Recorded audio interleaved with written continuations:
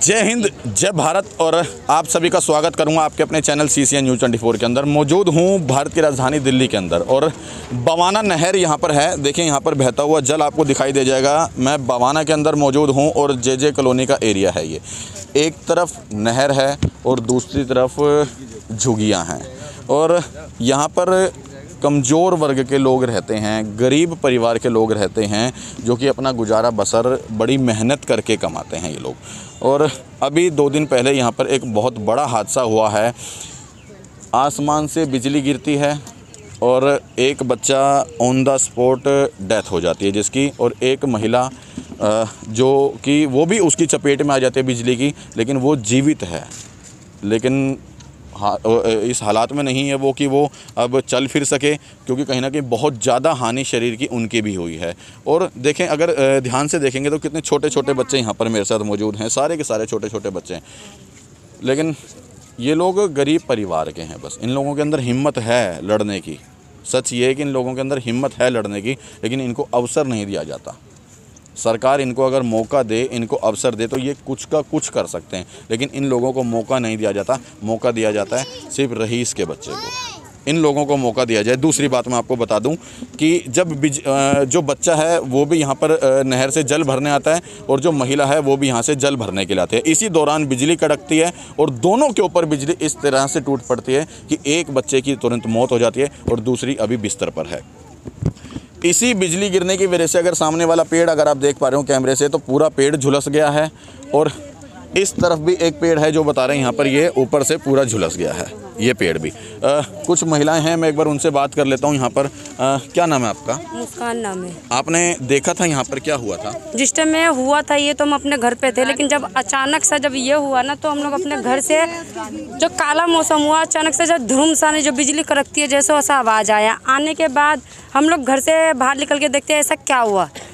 तो उसके बाद हम जब बच्चे सब जो नहाते हैं कह रहे कि ये हाफिज जी की सरोजनी को कर रहे हैं, वो बिजली का झटका लग गया। तो हम लोग भागते हुए आए, आ करके देखते हैं इनकी सरोजनी है। तो वो जाके देखते हैं उनके मुंह से उल्टियाँ होती है, उल्टी नहीं रुक रही है। तो सब घबरा जाते हैं इतना कि सब उसको लेकर के अस्पताल भागते। तो अस्पताल लेके पहुँचे तो उस टाइम में भी कोई सुनवाई नहीं कर रहे थे। जितने कागज़ बनाने की कोशिश करी थी, जितना हुआ मेरे से उतना मैंने करी। फिर उसके बाद डॉक्टर से मैंने बोली उल्टी नहीं रुक रहा है, फिर भी डॉक्टर कोई सुन नहीं रहे थे। सरकारी हॉस्पिटल में ले गए जी, ये पूट में ब्रह्मशक्ति जी। तो इलाज सही नहीं हुआ? नहीं हुआ। तो मैं जब बोलने लगी दवाई के लिए कि इसकी उल्टी बंद नहीं हो रही, तो मुझे डांट के बाहर कर दी। देखिए ये सच्चाई है। आज गरीब आदमी प्राइवेट हॉस्पिटल में इसलिए नहीं कह जाता क्योंकि उसके पास पैसे नहीं है। वो बिना पैसे के इलाज के वहाँ पे जो है गरीब आदमी की मृत्यु हो जाती है। सरकारी हॉस्पिटल में इलाज सही ना होने की वजह से गरीब परिवार के बच्चे की मृत्यु हो जाती है। लेकिन इस चीज़ के ऊपर सरकार को ध्यान देना चाहिए कि जब सरकारी हॉस्पिटल के अंदर जो है कहीं ना कहीं व्यवस्था दुरुस्त नहीं है, तब जा कर के उन लोगों को परेशानी का सामना करना पड़ता है। आपसे भी मैं बात करूंगा। क्या नाम हुआ जी आपका? मोहम्मद इरशाद। आपकी रिलेटिव है वो? हमारे साले के बीवी है। अच्छा, क्या हुआ था? पूरी बात आपने देखी है? जी मैंने देखा है। बताएं। जब हम घर के अंदर थे, जैसे बाहर निकले आवाज़ आई तो हम आए, तो हमारे साले जो है, साले के घर वाली बिल्कुल रोड पे गिरी हुई थी और बिल्कुल बेहोश थी। फिर सब वो नीचे उठा के ले गए उनको, कपड़ा बदलवा के, और एम्बुलेंस को फ़ोन किया तो एम्बुलेंस कहने लगी जी आधे घंटे के बाद आऊँगा। बारिश हो रही थी दोबारा। फिर हम लोगों ने 5-6 आदमी, मर्द वगैरह और लेडीज़ सब मिल कर के, हमारी मुस्कान है, हमारी एक मुतीना नाम कर, ये सब मिल कर के पकड़ी और पकड़ के फिर पुलिया पे ले गए। हम लोग ने रिक्शा पकड़ी और वहाँ पर जाने के बाद प्राइवेट गाड़ी की और पुठ ले गए वाल्मीकि हॉस्पिटल पुठ में।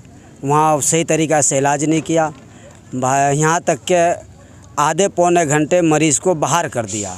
आप इसको बड़े हॉस्पिटल ले जाते। हमने कहा भाई कहीं भेज रहे तो आप इसका रेफ़र लिखिए। तो नहीं, आप किसी हॉस्पिटल में ले जाइए, यहाँ मशीन नहीं है CT स्कैन की। और उसका ब्लड जो है रुक नहीं रहा था, जबकि 7 टाँके भी लगा दिए, फिर भी नहीं रुक रहा था। ठीक है, अभी एक बार मैं मिलना चाहूँगा, उनसे मिलवाओगे?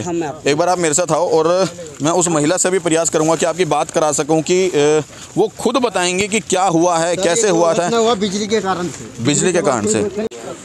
क्या नाम है आपका? सवाना खातून। क्या हुआ था? मुझे पता लगा आपके ऊपर भी बिजली गिरी थी। क्या हुआ था उस दिन? जी, पूरी बात बताओ, क्या हुआ था? बिजली गिरा, साइड में हमको झटका से गिर गए हैं। 3 घंटा बेहोश थी। और हॉस्पिटल ले गए उठा के कुछ नहीं हम आप जानते। क्या करने गए थे वहाँ पर और बिजली किस तरह से गिरी थी आपके ऊपर? आपको कहाँ चोट लगी, थोड़ा वो बताओ। सर में चोट लगे। आपके सर में लगी है? जी। अच्छा, और आपके साथ में कोई पीठ में। लड़का भी है? पीठ में भी लगी है? ठीक जी। अच्छा, और बच्चे लोग नहा रहे थे, उसी देखने गए, पानी भर रहा था। अच्छा, कितने बजे की बात है ये? 2 बजे। 2 बजे की बात है ये? जी। अच्छा, तो उसके बाद आप वहीं पे बेहोश होके गिर गए थे, क्या हुआ जी। था? बेहोश हो गिर गए हम, कुछ पते नहीं हमको। हम्म? कुछ पते नहीं है बेहोश हुए तो। आपको कौन लेके आया है वहाँ से? हमारे पति थे। आपके पति लेके आए हैं। तो और सब अब आपकी तबीयत कैसी है? ठीक है, थोड़ा कमजोरी लग रहा।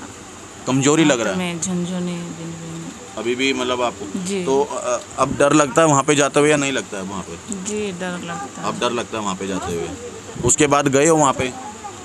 नहीं गए हैं। अभी चल फिर पा रहे हो आप? जाते हैं लेटरिन बाथरूम, हैं? वॉशरूम जाते हैं जाते हैं, चलो फिर। बस। ठीक है, ठीक है। देखिए, इनसे जब बात की है तो इस बच्चे के लिए, अच्छा ये बच्चा भी देखें बिल्कुल मतलब इसके मैं कुछ बता नहीं पा रहा हूँ, मतलब कैसे बताऊँ। इनके इलाज के लिए आए हैं।